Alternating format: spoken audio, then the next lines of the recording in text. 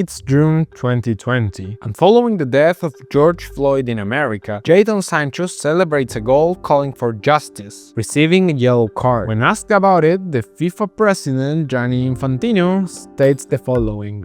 In a FIFA competition, the demonstrations against racism in matches would deserve an applause and not a punishment. Fast forward today and we're looking at these images.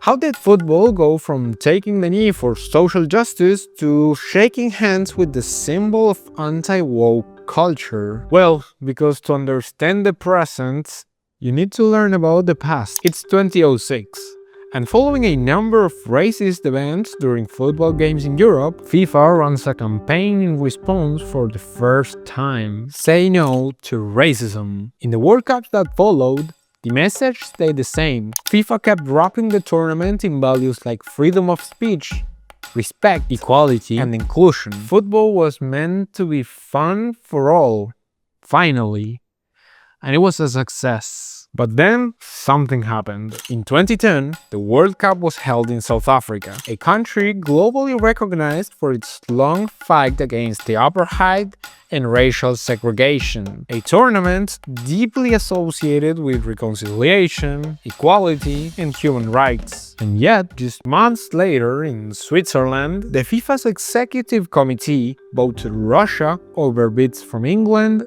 Spain, and the Netherlands to host the 2018 World Cup. Something felt off.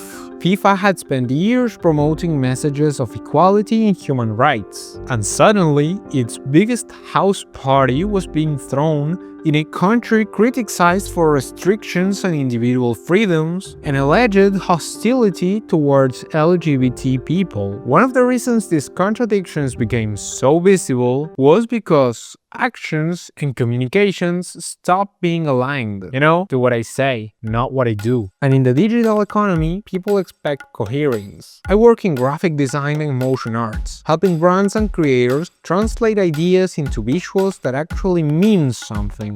If you're trying to communicate better, let's do great things together. But jokes aside, this was the actual reason why the 2018 World Cup mission was so tough. How do you make this tournament fit the current agenda? But despite the critics, the Cup didn't have major scandals and fans were allowed to bring their rainbow flags. The Guardian ran a headline saying that normal Russian rules didn't apply during the World Cup. So yeah, success.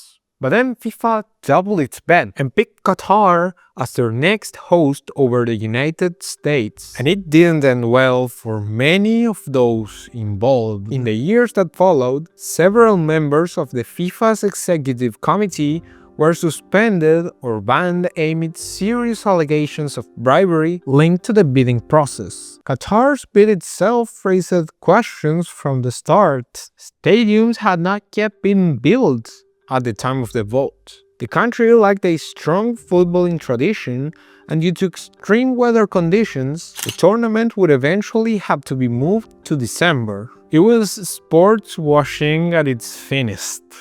And on top of that, in Qatar, things were still complicated for FIFA. They were still running the Say No to Discrimination package. But now in a country where same-sex relationships are illegal and freedom of speech isn't interpreted like in the West. Virtue signaling means to publicly express opinions or sentiments intended to demonstrate one's good character or social conscience of one's position on a particular issue, even if you don't act like it or even believe it. Feels pretty accurate, don't you think, Mr. Infantino? As expected, there was backlash.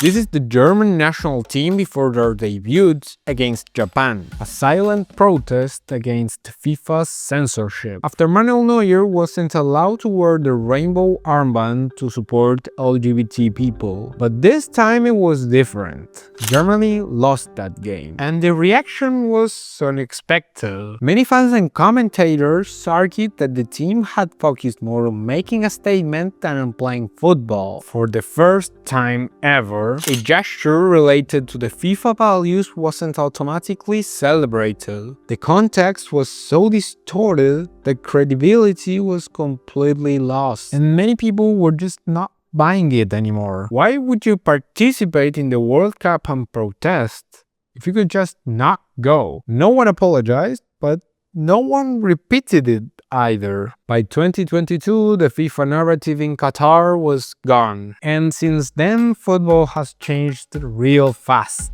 Public gestures in support of LGBT rights became rarer. Players moved to Saudi Arabia with little to no backlash, despite some of them being icons of human rights movements like Jordan Henderson. Gambling companies took center stage as major sponsors in leagues and international competitions, and the president of FIFA openly aligned himself with Donald Trump, a figure global football once tried to keep at a safe cultural distance. How is this even possible? See, ideologies and narratives are products of consumption, and just like your fridge, they have an expiration date. People buy the story for a while, but eventually ideas age. They stop feeling revolutionary and start feeling corporate. Not long ago, woke used to be cool alongside teenagers and young people. It promised justice, change, and progress. Today, many see it as a lie from corporations to make more money. Nowadays, there's a need to be more real, as if people thank the organizations that don't hide their questionable practices, since they never stop doing them. And just like wokeism,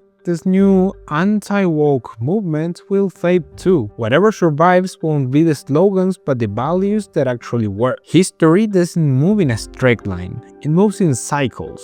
Each generation questions the last one. Each wave claims to fix the world, and each one eventually becomes the thing it once criticized. And football is no different. It has its own principles and ideas, like promoting companionship, cultural exchange, and much more, but also tends to follow the social norms and trends of each era. It's a mirror reflecting the current status of the world we live in. Football changed what it could get away with, not its values. Thanks for watching. If you enjoyed, please consider subscribing and liking this video in order for me to attract more football enthusiasts like you. If you're looking for design services, you can also reach me out in the links down below. So that's it. See you!